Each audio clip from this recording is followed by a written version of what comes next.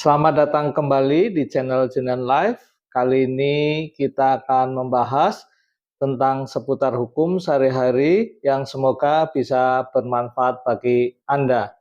Yang akan saya sampaikan adalah tentang bagaimana membuat surat kuasa yang baik sehingga bisa bermanfaat dan bisa memberikan bukti hukum yang kuat bagi Anda.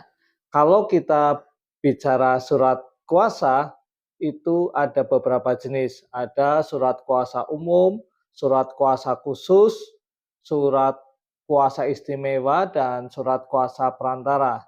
Saya akan lebih membahas pada surat kuasa khusus dibanding pada surat kuasa yang lainnya. Karena apa? Kalau sifat kuasa khusus itu akan lebih kuat dan juga bisa lebih spesifik dalam pemberian kuasanya.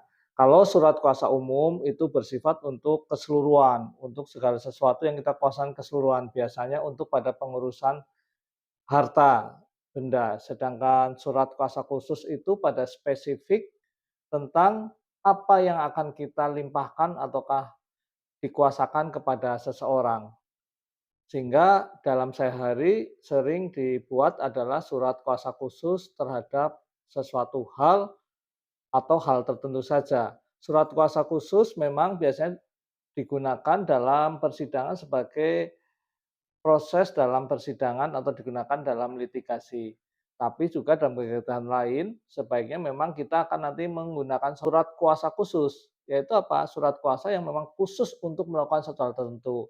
Contoh, khusus untuk mewakili dalam persidangan, khusus untuk melakukan jual beli, khusus untuk melakukan perbuatan satu hal. Apakah sewa menyewa, bisa sewa menyewa, ataukah perbuatannya lain tapi dalam satu perbuatan saja.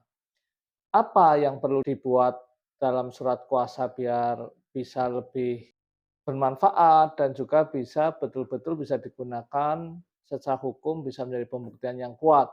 Surat kuasa yang pertama jelas ada daripada identitas pemberi kuasa dan penerima kuasa. Kasih identitas pemberi kuasa dan penerima kuasa.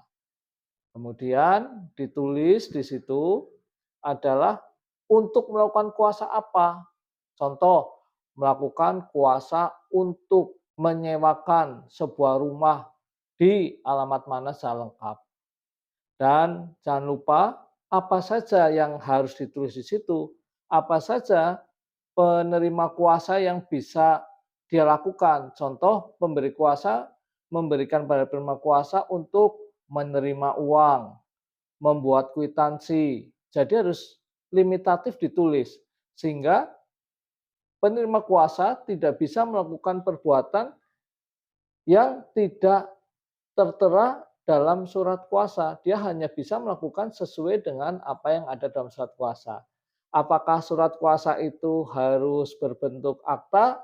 Tidak harus. Bisa saja itu dalam dokumen di bawah tangan, surat kuasa di bawah tangan, bisa juga dalam bentuk akta notaris, bisa saja. Atau kita membuat surat kuasa boleh dengan diketik, tulisan tangan juga tidak apa-apa.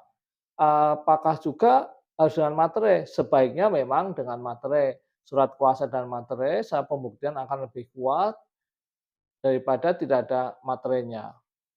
Sebaiknya ditandatangani yang harus itu dengan ditandatangani oleh pemberi kuasa dan sebaiknya juga penerima kuasa tanda tangan. Jadi kuasa-kuasa itu digunakan hanya kalau daripada pemberi kuasa memang dia tidak bisa melaksanakan kegiatan sehingga dia mewakilkan atau menguasakan kepada penerima kuasa.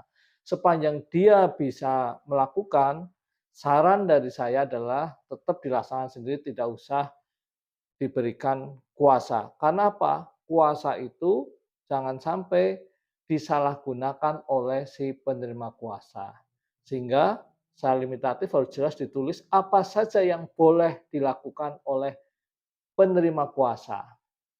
Jadi itu hal-hal yang sebaiknya ditulis dalam pemberian kuasa. Digunakan untuk apa? Untuk hal yang Anda ingin wakilkan kepada penerima kuasa. Kecuali kalau dalam persidangan ada syarat-syarat tertentu adalah sebagai advokat yang bisa menerima kuasa untuk mewakili dalam persidangan. Demikian penjelasan saya tentang surat kuasa. Mungkin tidak terlalu lengkap, tetapi minimal Anda sudah punya gambaran. Membuat surat kuasa itu boleh tertulis, boleh dengan tangan maupun dengan ketik. Secara lisan pun sebenarnya juga boleh-boleh saja surat kuasa, hanya dalam pembuktiannya yang akan lebih lebih susah.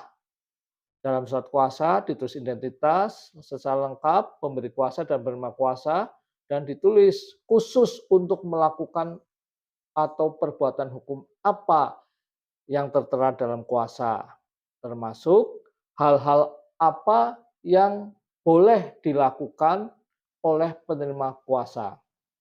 Diberi tanggal, diberi materai, dan ditandatangani oleh pemberi kuasa dan penerima kuasa.